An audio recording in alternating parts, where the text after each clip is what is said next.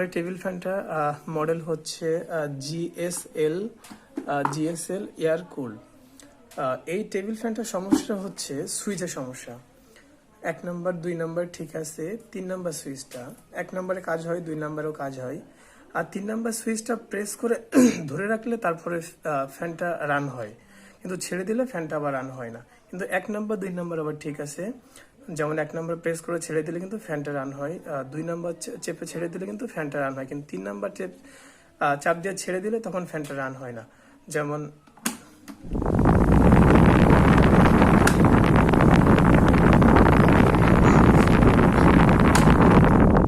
এই যে 3 নম্বরটা চেপে ছেড়ে দিলে কিন্তু ফ্যানটা অটোমেটিক অফ হয়ে যায়, আবার যখন হাত দিয়ে চেপে ধরে রাখি তখন কিন্তু আবার ফ্যানটা অন হয়। এই যে আবার যখন ছেড়ে দিই ফ্যানটা আবার কিন্তু বন্ধ হয়ে যায়। ফ্যানের যে পিছনের পার্টটা খুলে রাখার পরে ফ্যানটা আমি দেখলাম যে ভিতরে যে জয়েন্টগুলো থাকে তার যে কানেকশন, সেই কানেকশনগুলো আবার সব ঠিক আছে, একটার সাথে একটা কানেকশন সবগুলোই ঠিক আছে। উপরে সুইচের থেকেও ঠিক আছে। এখন সমস্যা যেটা আমি খুঁজে পাই ফ্যানটার সমস্যাটা হচ্ছে সুইচের। এই ফ্যানটা দীর্ঘদিন ব্যবহারের কারণে সুইচের সমস্যা হয়।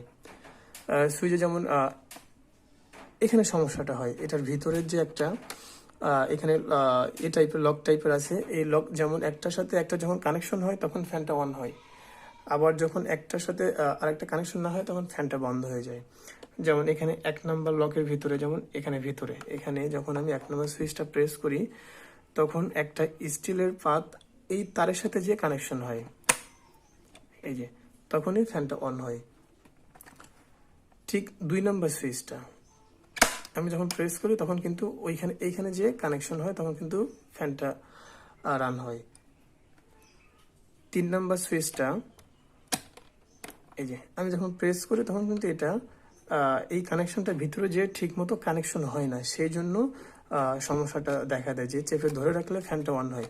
আমি হাত দিয়ে চেপে ধরে রাখি তখন কিন্তু এই যে কানেকশন হয়, আবার যখন ছেড়ে দিই তখন কিন্তু আবার এই যে একটা গ্যাপ হয়। এটা সমস্যা হচ্ছে অনেকদিন ব্যবহারের কারণে এই সমস্যাটা দেখা দেয়।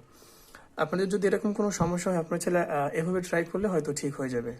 এখন যেটা আমি করব, এই কানেকশনের এখানে কিন্তু সবই ঠিক আছে। এখন এটা সমাধান যেভাবে করতে পারি সেটা হচ্ছে এখান থেকে ভিতরের যে একটা পাত দেখা যাচ্ছে, স্টিলের জাতীয় একটা পাত, এই পাতটা ব্যবহারের কারণে একটু বেশি গ্যাপ হয়ে যায়, সেই কারণে এটা কানেকশনটা এখান থেকে এখানে কানেকশনটা ঠিক মতো পায় না। সেজন্য যেটা করতে হবে, আমাদের ভিতরে একটা স্টিলের যেটা একটা পাত দেখা যাচ্ছে, এটা চিকন লোহা কোনো কিছুর মাধ্যমে আপনি এটা একটু চাপ দিয়ে বাঁকা করে দিতে হবে, বেশি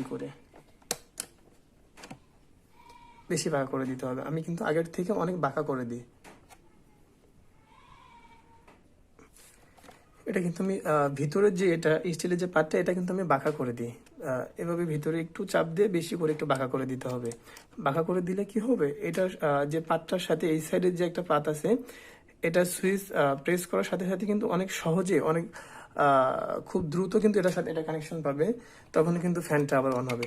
এই যে আমি প্রেস করি এখন কিন্তু অটোমেটিক এটার সাথে কানেকশন হয়ে যায়, আবার যখন এটা ছেড়ে দিই তখন কিন্তু এটা অটোমেটিক আবার জায়গাতে চলে যায়।